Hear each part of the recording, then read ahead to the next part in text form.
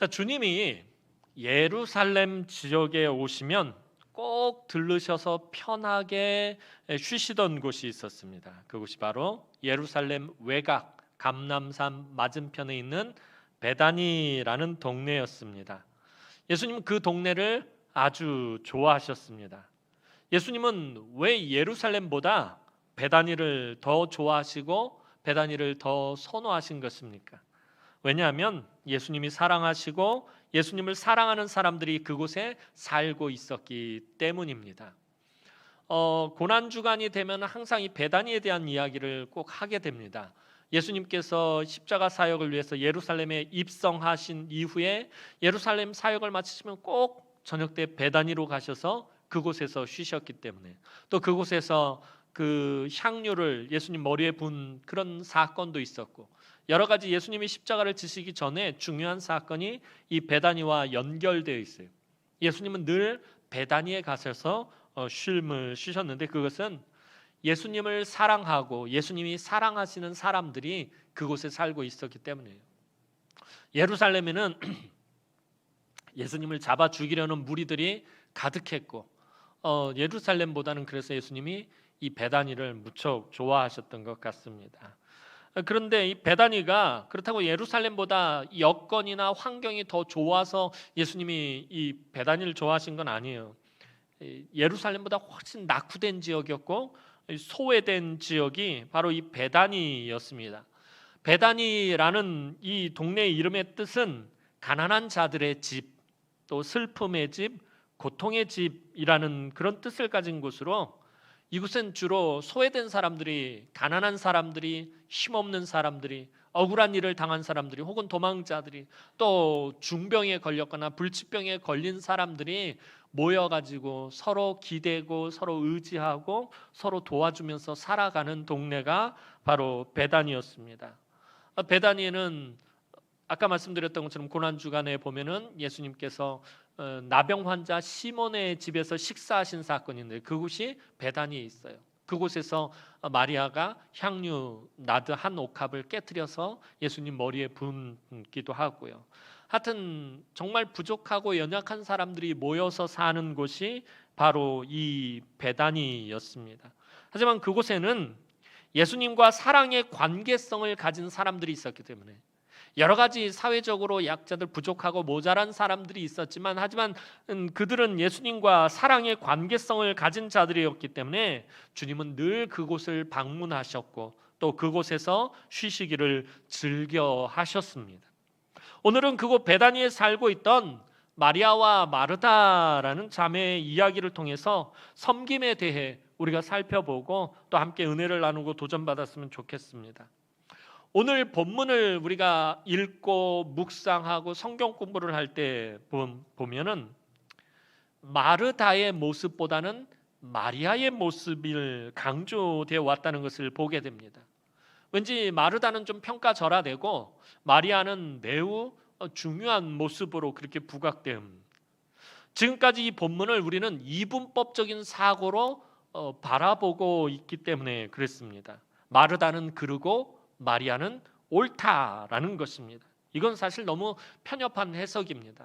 사실 저도 서울에서 청년 사역을 할 때 청년들에게 이 본문을 가지고 성경 공부하고 말씀을 가르칠 때 그렇게 가르쳤어요. 처음에는 너희들 정말 분주한 마르다와 같은 삶으로 너희들 그렇게 신앙생활 하지 말고, 오늘 마리아처럼, 말씀 앞에 선 마리아처럼 참 차분하고 침착하게 또 진중하게 그렇게 신앙생활을 해야 한다라고 그렇게 가르쳤는데, 근데 이 본문의 말씀을 계속 묵상할수록 그것은 너무 편협한 해석이다라는 것을 깨닫게 되었습니다. 예수님은 마리아만 인정하기 위해서 오늘 본문을 연출하신 것은 아니다라는 거예요. 예수님 마르다는 포기하고 마리아만을 인정하기 위해서 오늘 본문을 연출하신 건 아니다라는 거예요. 주님이 궁극적으로 말씀하시고자 하는 것은 마리아와 마르다가 합력해서 선을 이루어야 한다라는 것입니다. 교회 공동체를 보면은 교회 안에서도 마리아의 성향을 가진 성도들이 있고 또 마르다의 성향을 가진 성도들이 있는데, 이 마리아의 성향을 가진 성도들, 마르다의 성향을 가진 성도들이 서로 합력해서 이 공동체를 온전히 세우는 것을 우리 주님은 원하신다라는 것입니다. 이것은 옳고 저것은 그르다라는 이분법적인 논리로 이 본문, 오늘 본문을 보면 예수님의 의도를 정확하게 파악할 수 없습니다. 예수님이 베다니에 가신 것은 말씀을 사모하는 마리아만 있었기 때문에 가신 것 아니다라는 것입니다. 말씀을 사모하는 마리아, 늘 가면은 예수님의 말씀에 귀를 쫑긋 세우고 눈은 초롱초롱하고, 그리고 그 말씀을 하나라도 놓칠까 싶어서 그냥 간절한 심령으로 그 예수님의 말씀을 막 보는 그 마리아가 그 마리아만 있었기 때문에 예수님이 베다니에 가신 것은 아니다라는 것입니다. 거기에는 음식을 잘하는 마르다도 있다라는 것을 주님은 알고 있었습니다. 예수님의 사역을, 복음서를 통해서 예수님의 사역을 살펴보면 예수님 사역 방법 중에 정말 중요하게 자주 사용하시는 방법이 뭐냐면 식탁교제예요. 예수님은 식탁교제를 통해서 제자들에게 정말 귀하고 아름다운 진리들을 가르쳐 주셨고, 정말 기가 막힌 비유들을 가르쳐 주셨고, 그 식탁교제를 통해서 제자들과 함께 웃고 또 떠들고 재밌고 유익한 시간을 가지면서 동시에 또 기가 막힌 말씀들을 가르치셨다는 거예요. 이 식탁교제를 예수님 굉장히 중요하게 생각하셨어요. 예수님 심지어 부활하셔서 갈릴리에서 제자들을 다시 만나셨을 때 예수님이 하신 일이 무엇이었냐면은 밤새도록 물고기 잡느라고 고생한 제자들을 위해서 아침 조반상을 차리셨어요. 떡을 만드시고 또 그들이 잡아온 생선을 가지고선 그 생선을 구워가지고 조반을 잘 차려서 얘들아 와서 아침 먹어라 그러면서 제자들에게 식탁을 배설하시고, 식탁을 통해서 밤새 일한 제자들이 아침을 먹을 수 있도록 만들어 주셨다는 거예요. 예수님이 식탁 교제 굉장히 중요하게 생각하셨어요. 그 교제들을 통해서 정말 귀한 그런 말씀들과 교훈들을 배설하셨다는 거예요. 그러니까 예수님께서 이 베다니를 찾으신 이유는 말씀을 정말 사모하는 마리아도 있었고, 또 예수님이 그곳에서 사역하시기 쉽게 그 식탁 교제 하는데 좀 더 부족함이 없도록 옆에서 돕는 섬김에, 그 식탁 교제의 섬김을 하는 마르다도 있었기 때문에 예수님은 베다니를 찾으셨다는 거예요.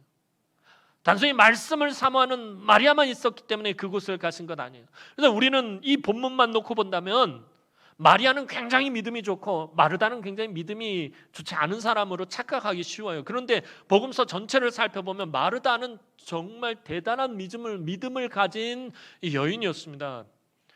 그의 오라비 나사로가 죽었을 때 다들 슬피 울고 막 그럴 때 주님이 이제 찾아오셨어요. 마르다는 그때 주님에게 그래요. 주님이 이곳에 계셨더라면 우리 오라비가 죽지 않았을 것입니다. 하지만 주님이 이제라도 여기 계시니까 하나님께서 주님을 통해서 아주 놀라운 일을 행하실 것을 내가 압니다라고 고백을 해요. 정말 멋있는 믿음의 고백을 합니다. 그러니까 마르다는 굉장한 믿음의 사람이었다는 거예요.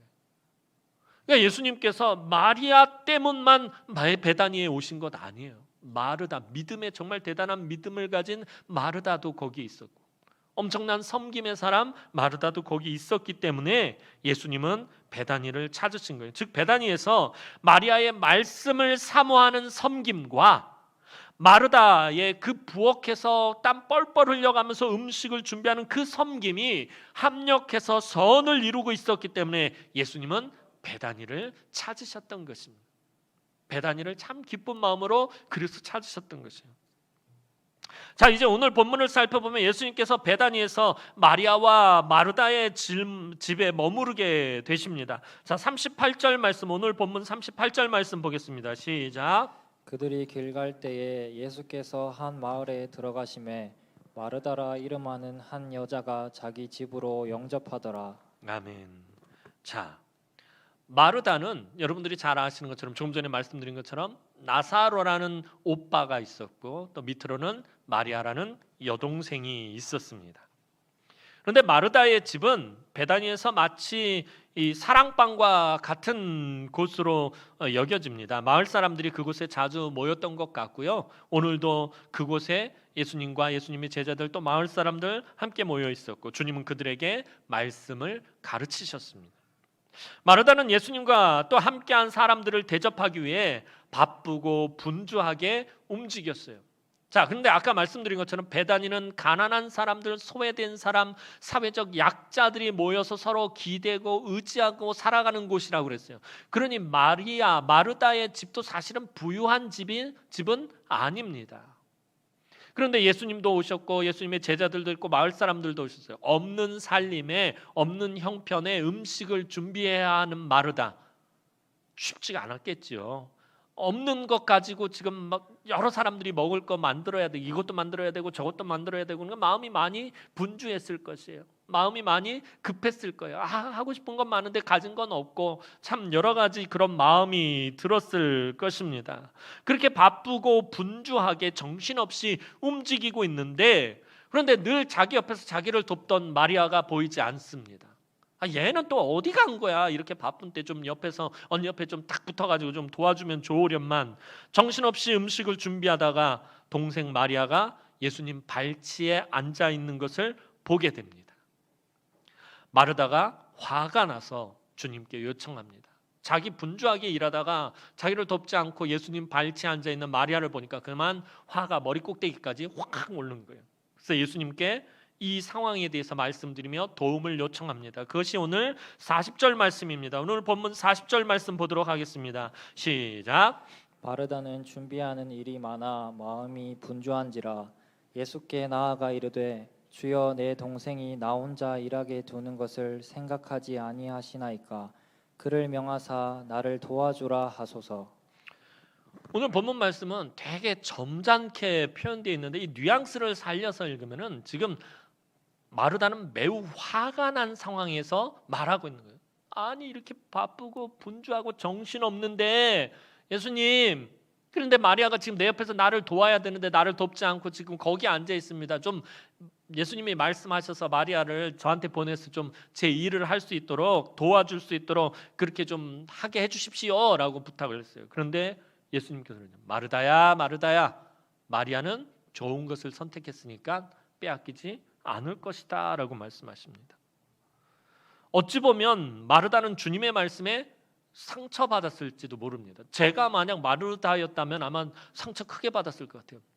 아니 내가 지금 나 위해서 하는 것도 아니고 주님 식탁 교제하는 거 열심히 돕고 땀 흘려가면서 이 더운 날 막 땀 빨빨 흘려가면서 음식 준비하고 있고 다른 사람들 대접하려고, 예수님 제자들 대접하려고, 무엇보다도 예수님 대접하려고 이러고 있는데, 그래서 좀 도와달라고 부탁을 드린 건데 어떻게 예수님 나한테 이렇게 말씀하실 수가. 상처받았을지도 모르겠습니다. 아마 상처받았을 거예요. 너무 서운하고 자기의 부탁을 들어주지 않는 예수님 때문에 민망했을 것입니다. 근데 여기서 아까도 말씀드렸던 것처럼 마리아의 선택이 옳고 마르다의 선택이 그르다라는 이분법적인 구도로 지금 그렇게 비춰진다고 해서 그렇게 이 말씀을 이해해서는 안 됩니다. 예수님은 마르다가 잘못된 선택을 했다라고 말씀하시는 것이 아니기 때문이에요. 마리아는 좋은 선택을 했고 너는 잘못된 틀린 선택을 했다, 지금 예수님 그걸 말씀하시는 것이 아닙니다. 만약에 그렇다면 섬김에 우열이 있는 것이 되기 때문이에요. 어떤 섬김은 우월하고 어떤 섬김은 열등한 것이 돼요. 예수님 발치에서 말씀을 듣는 섬김은 이건 우월한 거고, 부엌에서 땀 흘려가면서 일하는 것은 열등한 섬김이 되어버린다라는 것입니다. 주님은 섬김에는 우열을 가릴 수 없음을 알고 계셨습니다. 그럼 주님은 무엇을 지금 말씀하고 계시는 것입니까? 41절 말씀 보도록 하겠습니다. 오늘 본문 41절 말씀입니다. 시작. 주께서 대답하여 이르시되 마르다야 마르다야 내가 많은 일로 염려하고 근심하나. 마르다야 마르다야, 네가 많은 일로 염려하고 근심하나. 자, 주님은 마르다가 근심하고 염려한다라고 말씀하고 계세요. 마르다가 지금 부엌에서 식탁 교제를 준비하고 있는 그 섬김의 선택이 잘못됐다라는 걸 말씀하시는 것이 아니라, 주님은 여기서 마르다의 섬김의 태도를 지적하고 계시다는 거예요. 그의 태도를 지금 책망하시는 것입니다. 학자들에 의하면 여기서 이 근심하다, 마르다야 네가 근심하나 할 때 이 근심하다라는 말은 헬라어에 시끄럽다, 큰 소리로 떠들다라는 말에서 파생한 말이라고 합니다. 그러니까 지금 마르다가 어떻게 하고 있는 거예요? 예수님 앞에서 큰 소리로, 마치 큰 소리로 그렇게 시끄럽게 떠들고 있었다라는 것입니다. 마르다는 예수님뿐만 아니라 주변 사람들에게 다 들으라고 지금 큰 소리로 말하고 있는 거예요. 예수님에게만 와서 예수님에게 살짝 예수님 나 힘들어 죽겠는데 제 동생 마리아 좀 와서 나 좀 도와주라고 말씀하세요. 좀 그렇게 좀 명령하세요라고 그렇게 말한 것이 아니라 그 자리에 문을 발로 빵 차고 들어와 가지고서는 예수님 봤어!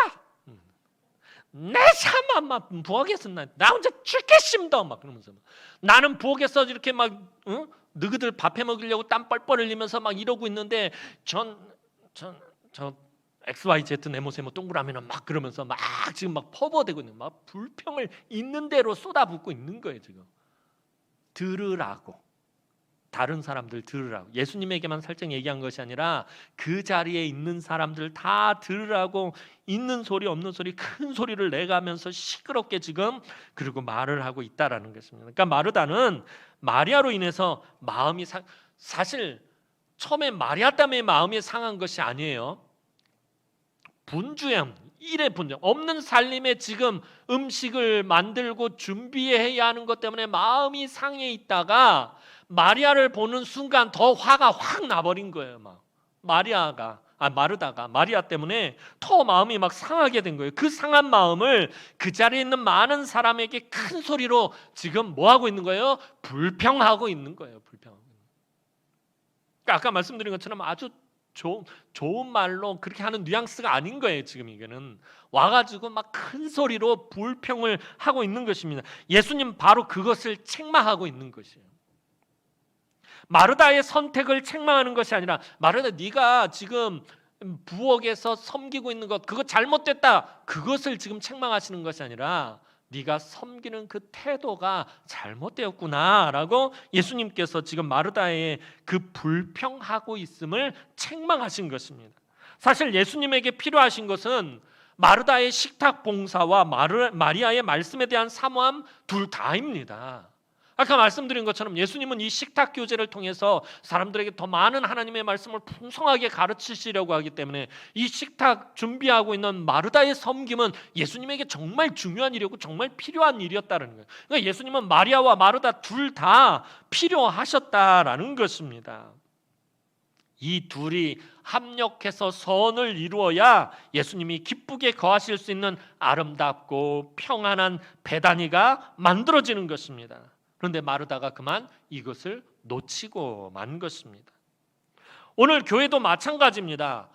마리아의 말씀에 대한 사모함과 마르다의 땀 흘리는 섬김이 함께 있어야 합니다. 서로 조화를 이루어야 합니다. 주님이 말씀하신 것처럼 예배를 섬기는 것이 더 우월하고 주방에서 땀 흘리며 일하는 것 열등한 것 아닙니다. 이 둘이 합력해서 선을 이루어야 하는데 우리는 어느 한쪽에만 치우쳐 있을 때가 많다라는 것입니다. 주일날 모여서 예배하고, 요즘은 이제 코로나 때문에 우리가 모여서 중식을 먹지 못하는데 교회 식당이 함께 모여서 식사를 나누면서 지난 일주일 동안 살았던 삶을 나누고 교제하는 것, 이거 정말 되게 중요한 것이에요. 교회 와서 예배만 드리고 가는 것 중요한 것 아니라, 그것도 정말 예배 정말 중요하지만 그에 못지않게 식탁 교제도 중요하다라는 것입니다. 이 둘이 합력해서 선을 이루어야 아름다운 교회, 정말 귀한 교회가 되어지는, 평안한 교회가 되어지는 것이에요. 그런데 이 둘이 합력해서 선을 이루어야 하는데 우리는 어느 한쪽에만 치우쳐 있을 때가 많다라는 거예요.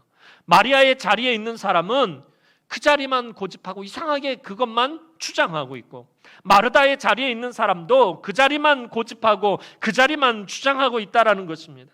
하나님이 기뻐하는 교회 공동체가 되려면 바로 마리아와 마르다가 서로 합력해서 선을 이루어야 한다는 거예요. 서로가 그 섬김의 자리에서 서로를 위해서 합력하고 선을 이룰 때 하나님이 기뻐하시는 교회 공동체가 된다라는 것입니다. 자, 그럼 그렇게 하려면 어찌해야 하는 것입니까? 말씀을 사모하는 그 말씀에 대한 섬김과 또 오늘 마르다처럼 또 다른 사람들에게 이것저것 베풀며 애쓰고 수고하는 땀 흘리는 섬김이 합력해서 선을 이루려면 어떻게 해야 하는 것입니까? 예수 믿는 사람들은 무슨 일을 하든지 간에 가장 먼저 회복해야 될 것이 있고 가장 먼저 누려야 할 것이 있어요. 우리가 교회 안에서 예배하고 또 섬기고 헌신하고 봉사하는 모든 일들 가운데 가장 먼저 회복되어야 할 것이 있어요. 그게 뭐냐면 그것은 바로 은혜입니다. 은혜가 우리 가운데 회복되어져야 되고 은혜를 먼저 우리가 누리며 이 자리로 나아가야 한다는 거예요. 그럼 오늘 마리아가 누린 은혜가 무엇입니까? 오늘 마리아와 마르다가 누리고 있던 은혜가 무엇이에요? 원래는 마리아하고 마르다하고의 그 섬김, 은혜 가운데 그 섬김이 있었기 때문에 그동안 예수님이 베다니를 찾아오셨는데 오늘은 이상하게 뭔가 문제가 생긴 거예요. 마르다가 그만 은혜를 잊어버렸던 거예요. 그럼 이 두 사람이 누린 은혜가 무엇이냐라는 거예요. 특별히 마리아의 모습에서 살펴볼 수 있어요. 마리아가 누린 은혜, 당시 사회는 남녀가 엄격히 구분되는 사회였습니다. 유대 사회는 남자와 여자를 엄격히 구분하는 그런 사회였어요. 남자의 역할과 여자의 역할이 구분되었고 남자의 공간과 여자의 공간이 엄격히 구분된 사회였습니다. 성전에서도 여인들이 있는 공간이 따로 정해져 있었어요. 함께 모여서 제사 드렸던 것 아니에요. 여인들이 있는 공간이 따로 정해져 있었습니다. 집안에서도 마찬가지입니다. 남자가 있는 공간이 있고 여자가 있는 공간이 있었습니다. 우리나라도 조선시대 그 유교 문화 아래서 그랬잖아요. 남자들은 사랑채에 모여 있었고 여자들은 다른 곳에 있었어요. 집에 같은 공간에 있지 않았다는 거예요. 근데 유대 사회도 마찬가지였어요. 남자가 있는 공간이 따로 있고 여자가 있는 공간이 따로 있었습니다. 그런데 오늘 본문을 잘 살펴보면 오늘 마리아는 원래 있어야 할 공간에 있지 않았다라는 것입니다. 마리아 어디에 있었죠? 예수님의 발치에 앉아 있었다라는 것입니다. 아까 말씀드렸던 것처럼 베다니는 가난한 사람들이 모여 사는 곳이에요. 그렇다면 이 마르다의 집도 가난한 집이에요. 그러니 사람들이 다 몰려 들어와 있을 만큼 집이 크지는 않았을 것이에요. 그러니 집 앞에 마당에, 아마도 제가 추측할 땐 그래요, 마당에 식탁을 배설을 하고 그곳에 남자들이 모여서 이제 식사할 준비를 하면서 그때 예수님께서 말씀을 가르치고 계셨을 거예요. 그럼 그 장소는 지금 그 앞마당은 이 식탁이 펼쳐져 있는 그 앞마당은 남자들의 공간이에요. 유대 사회에서 말씀을 강론하는 자리는 남자들의 공간이었습니다. 그런데 마리아가 그곳에서 예수님 발치에 앉아 있었다라는 것입니다. 자, 원래대로라면 마리아가 있어야 할 자리, 마리아가 있어야 할 공간은 어디예요? 마르다가 있는 곳이 원래는 마리아가 있어야 할 공간입니다. 부엌에 있어야 합니다. 그런데 마르다는 지금 바로 그 점을 지적하고 있는 거예요. 예수님, 마리아는 지금 있어야 할 자기 자리에 있지 않습니다. 자기가 있어야 할 공간에 있지 않고 지금 다른 곳, 엄한 곳에 와 있습니다. 그러니 자기가 있어야 할 자리로 돌아가게 해 주십시오. 사실 마르다가 예수님에게 요구한 것은 그것이었어요. 이 마르다의 요청은 당시 사회적 전통이나 관습에 따르면 정당한 것입니다. 마리아는 있어야 할 곳이 아닌 곳에 있었고 그런 마리아가 있어야 할 곳으로 오게 해달라는 마르다의 이 지적은 틀린 것이 아니다라는 것입니다. 마르다는 정당한 요청을 주님께 하고 있었어요. 아니 그런데 은혜 얘기를 하다 말고 왜 갑자기 자리, 공간 이야기를 하는 것입니까? 은혜가 무엇입니까?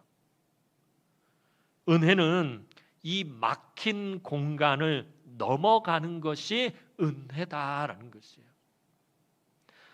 사도 바울을 통해서 다시 한번 살펴보겠습니다. 사도 바울은 자신을 설명할 때 어떻게 설명하냐면 사도행전 22장 3절 말씀 보겠습니다. 사도행전 22장 3절 말씀입니다. 시작. 나는 유대인으로 길리기아 다소에서 낳고 이 성에서 자라 가밀리엘의 문화에서 우리 조상들의 율법의 엄한 교훈을 받았고 자, 사도 바울은 자신을 설명할 때 사도행전 22장 3절 말씀을 보면 여러 가지 말들이 있지만 특별히 주의해서 볼게 나는 가말리엘의 문하에서라고 말해요. 가말리엘의 문하에 있었다라고 말합니다. 근데 여기서 이 문하로 번역된 이 말이 헬라어로 포다스라는 말인데 오늘 마리아가 예수님의 발치에 있었다 할 때 그 발치라는 말을 헬라어 성경을 찾아보니까 포다스라는 말을 사용하고 있어요.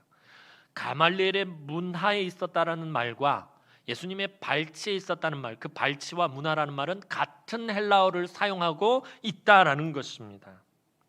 그런데 사도 바울이 내가 가말리엘, 내 스승인 가말리엘의 문하에서, 그러니까 그 발치에서 내가 말씀을 배웠고 율법을 배웠고 교육과 가르침을 받았다라고 그렇게 표현을 하고 있는 거예요. 그러니까 가말리엘의 문하라는 말은 사도 바울이 가말리엘의 무엇이었다? 제자였다라는 것을 표현해 주는 말이에요. 나는 가말리엘의 제자다라고 사도 바울이 그렇게 자기를 표현하고 있다는 거예요. 그런데 마리아가 예수님의 발치에 있었다는 이 발치와 문하라는 말이 같은 헬라어를 사용하고 있다라는 말은 다시 말하면 이게 지금 무엇을 우리가 추측해 볼 수 있는 거예요. 마리아가 예수님의 무엇이었다? 아니 답을 가르쳐 주고 물어봐도 몰라. 오케이. 장로님 짱. 졸지 마. 졸지 마세요. 자 보세요. 다시 설명해야 되잖아요. 그러니까 시간 너무 없는데. 예수님의 발치에 있었다는 말과 가말리엘의 문하에 있었다는 같은 말을 사용하고 있어요. 문하라는 말은 사도 바울이 가말리엘의 제자였다라는 말이라면 그렇다면 무엇을 추측해 볼 수 있어요? 마리아가 예수님의 무엇이었다? 제자였다라는 것을 추측해 볼 수 있는 말이다라는 거예요. 이게 되게 중요한 거예요. 예수님의 발치에 있었다라는 이 의미가 굉장히 중요한 거예요. 왜냐하면 우리가 겉으로 볼 때는 이 발치라는 말은 공간을 나타내는 말 같지만 근데 사실 여기서는 이 단어가 공간을 나타내는 단어가 아니라 무엇을 나타내는 말이에요? 관계성을 나타내는 말이다라는 거예요. 마리아가 예수님의 발치에 있었다라는 말은 마리아와 예수님의 관계성을 나타내는 말이다라는 것입니다. 마리아가 어떤 여인입니까? 향유 옥합을 깨뜨렸던 그 마리아의 사건을 이야기할 때 말씀을 드렸어요. 마리아는 더러운 귀신 들렸던 여인이었어요. 원래 7 귀신 들렸던 아주 더러운 귀신 들렸던 여인이었고 예수님을 만나기 전까지 평생을 창녀로 살았던 창기였어요. 창녀로 살았던 여인이 마리아예요. 자기 몸 팔아서 그 번 돈으로 산 향유를 예수님 머리에 깨뜨려서 부었던 여인이 바로 이 마리아란 말입니다. 무슨 말씀을 드리려고 하냐면 도무지 예수님과는 조금도 관계성이 없어 보였던 여인이 마리아였다라는 거예요. 예수님과 어울리지 않는 여인이 이 마리아였다라는 거예요. 그렇게 자격 없는 여인이 예수님의 발치에 앉아서 예수님의 말씀을 듣고 있다는 것입니다. 이게 뭘 의미하는 거냐는 거예요. 마리아는 예수님의 사랑을 받고 있다는 거예요. 예수님의 사랑을 받고 있다.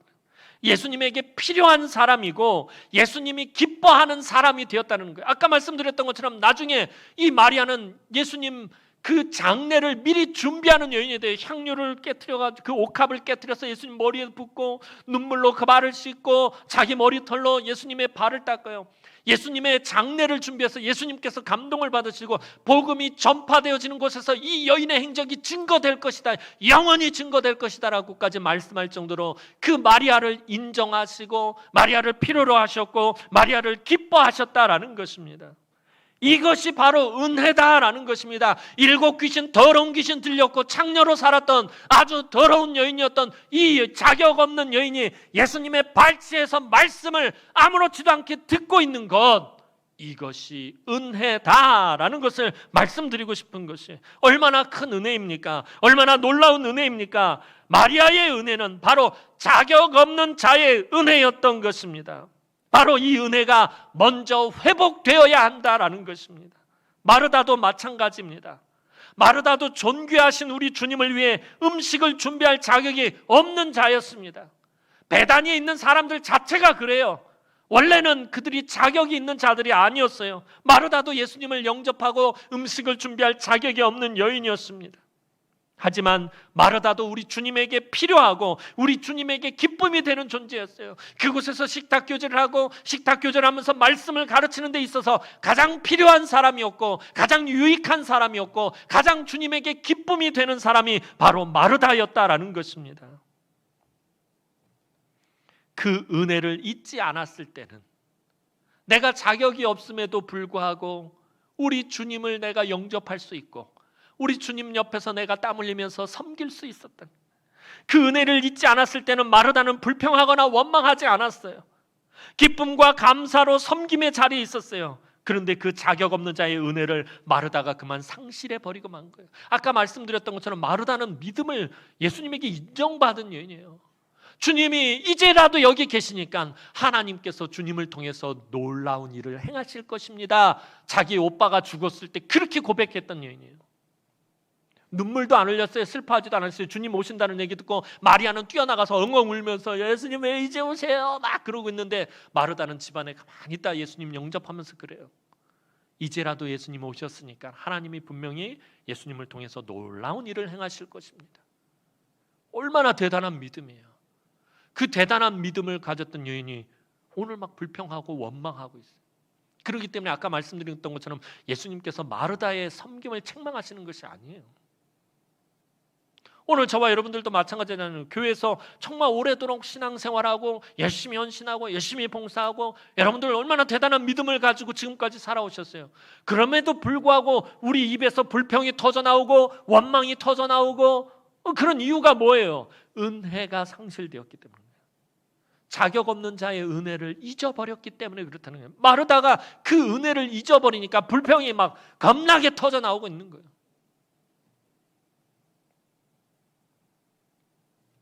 마르다도 분명히 주님에게 필요하고 기쁨이 되는 존재였어요. 그런데 은혜를 상실한 것이.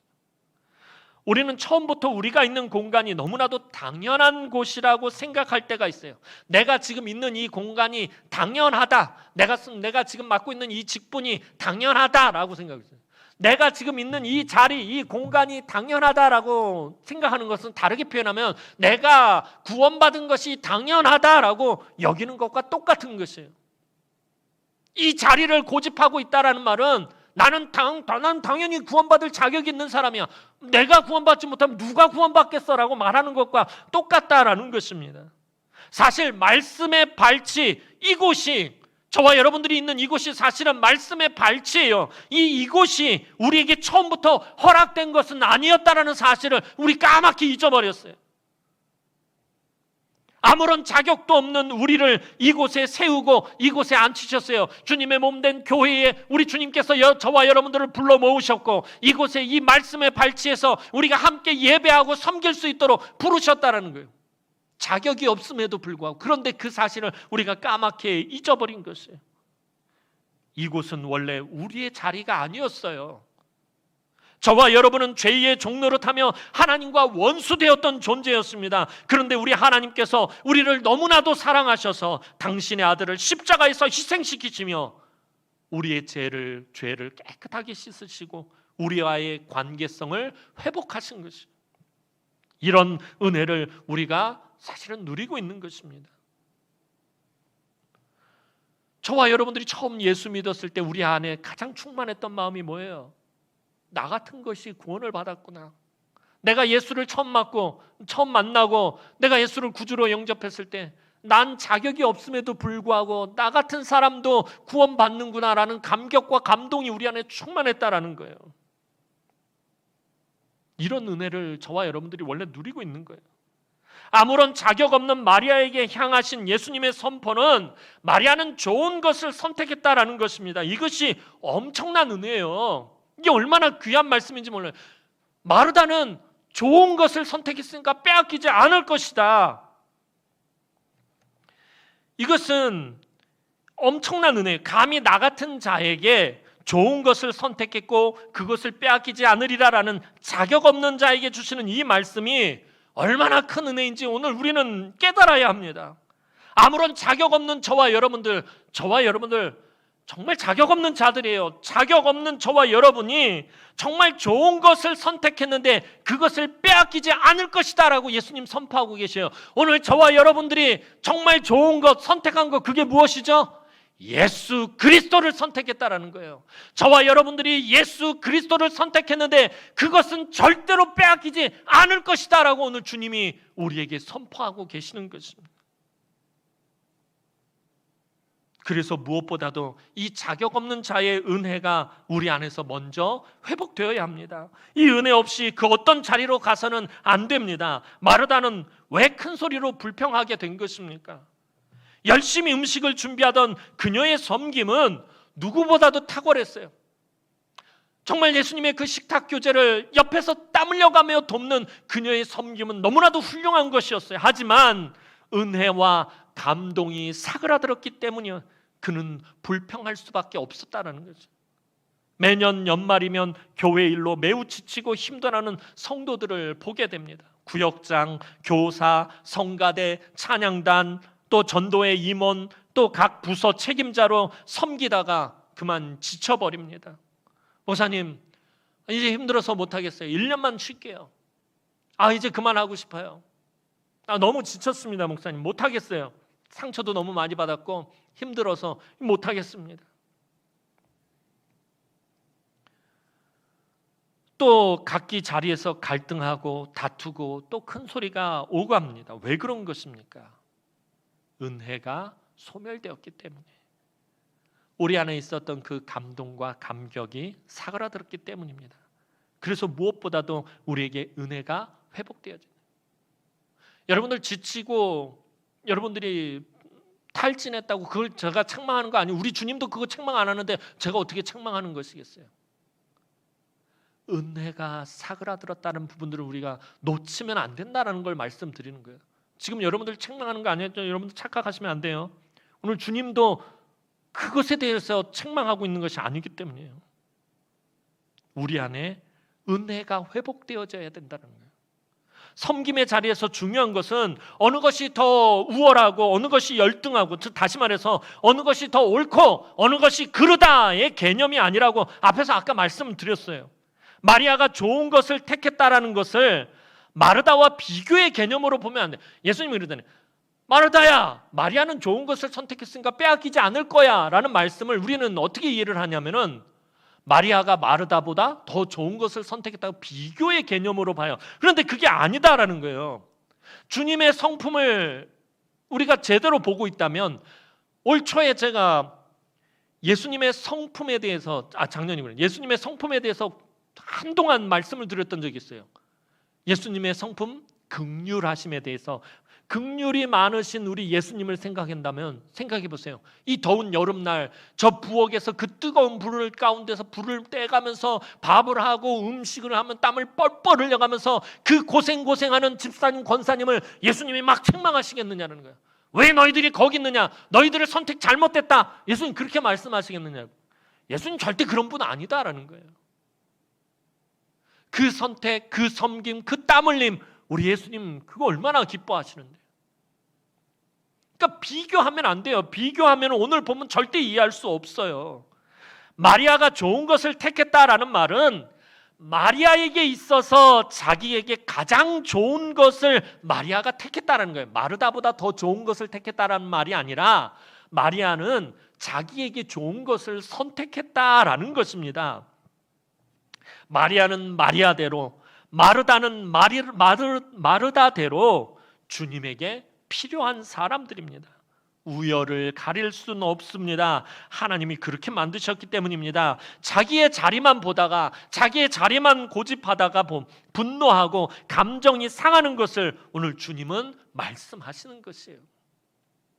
자기의 입장, 자기의 주장, 자기의 생각, 자기의 경험만을 큰 소리로 외치고 다른 사람의 입장을 무시하고 배려하지 않는 것을 주님은 지적하고 계시는 것이에요. 그 선택한 섬김을 말씀하시는 것이 아니라 은혜가 소멸되어서 자기 자리만 고집하고 자기 생각만 하고 있는 바로 그것을 주님은 지적하고 계시는 것이에요. 나의 소리가 받아들여지지 않고 나의 주장에 귀 기울이지 않으면 우리는 마음이 매우 심하고 분노하고 심지어 무례해지기도 합니다. 사실 오늘 본문의 마르다의 불평은 아까 말씀드렸던 것처럼 합당하고 정당합니다. 마리아는 있어야 할 곳을 떠나 있고 자신은 지금 여러 일로 분주합니다. 일손이 너무 부족합니다. 마르다의 요구는 당연한 요구입니다.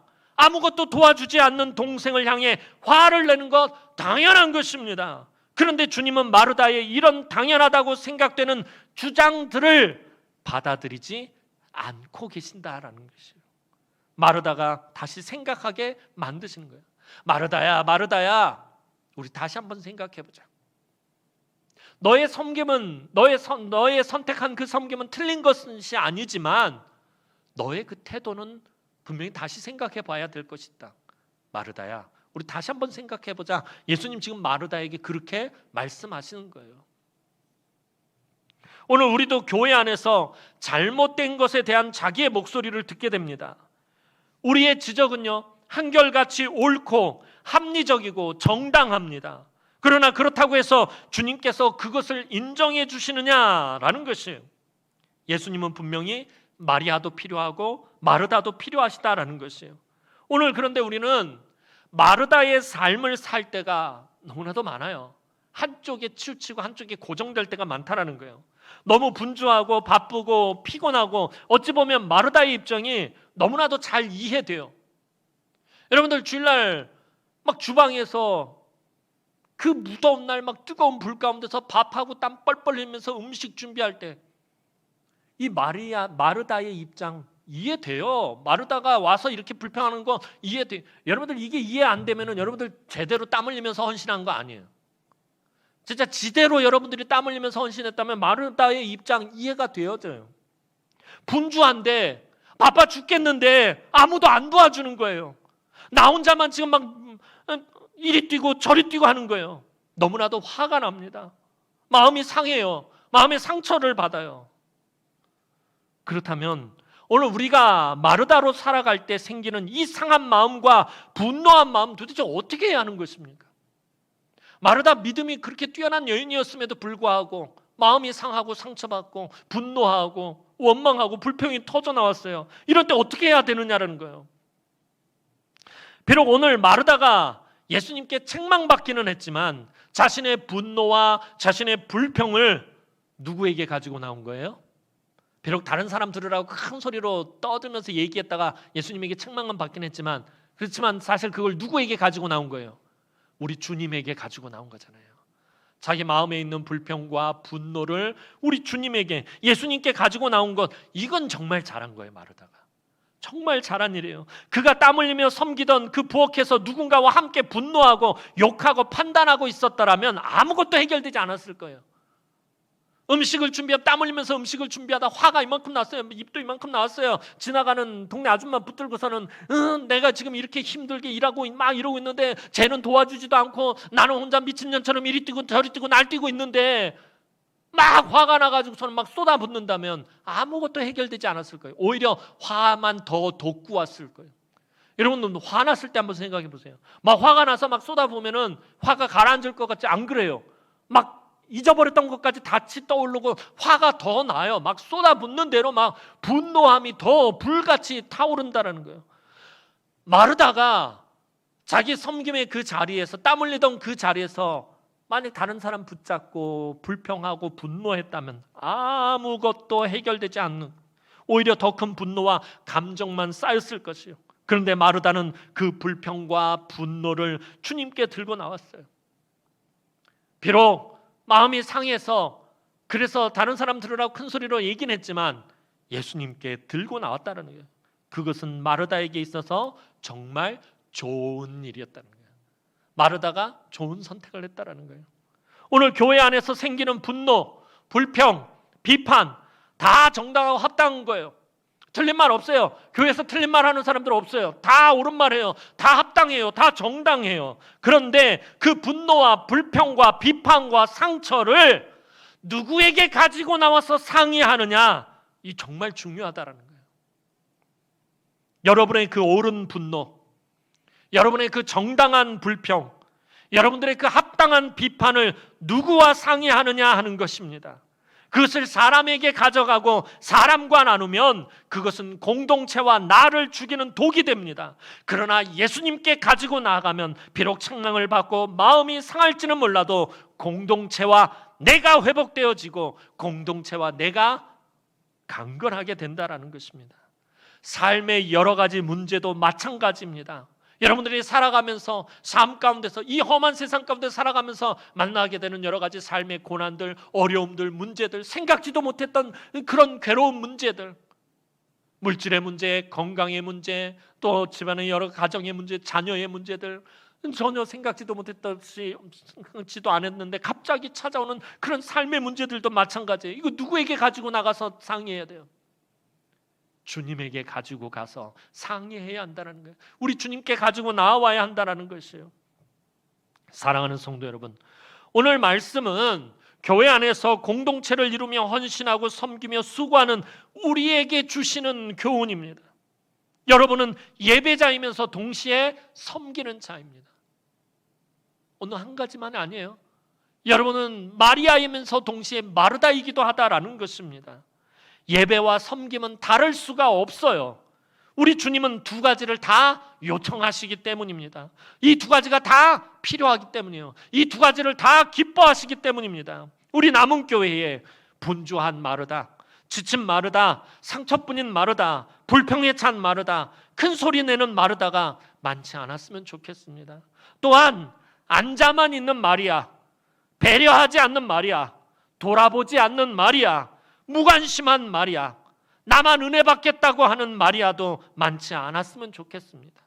서로가 서로에게 잘 돌아보아 지치고 힘든 사람을 위로하고 격려하며 서로 은혜의 자리로 나아가게 만들어주는, 합력해서 선을 이루는 섬김의 공동체가 되었으면 좋겠습니다. 자격 없는 자의 은혜를 회복하고 늘 온전한 섬김의 역사가 충만하여 우리 주님께서 늘 기쁘게 찾으시고 우리 주님께서 늘 기쁘게 사용하는 아름다운 교회, 성숙한 교회, 그런 우리 남은 교회를 우리 모두가 함께 만들어 가기를 주님의 이름으로 축원합니다. 기도드리겠습니다. 사랑과 은혜가 많으신 아버지 하나님, 은혜와 사랑을 진심으로 감사를 드립니다. 오늘도 아버지 하나님, 주님의 몸된 교회, 우리 사랑하는 남은 교회가 자격 없는 자의 은혜를 회복하며 우리가 늘 온전한 섬김의 역사가 충만할 수 있도록 우리가 서로를 돌아보며 우리가 서로 합력해서 선을 이루는, 예배와 섬김이 합력해서 선을 이루는 우리 남은 교회 되게 하여 주옵소서. 감사를 드렸고 예수님의 이름으로 기도합니다. 아멘.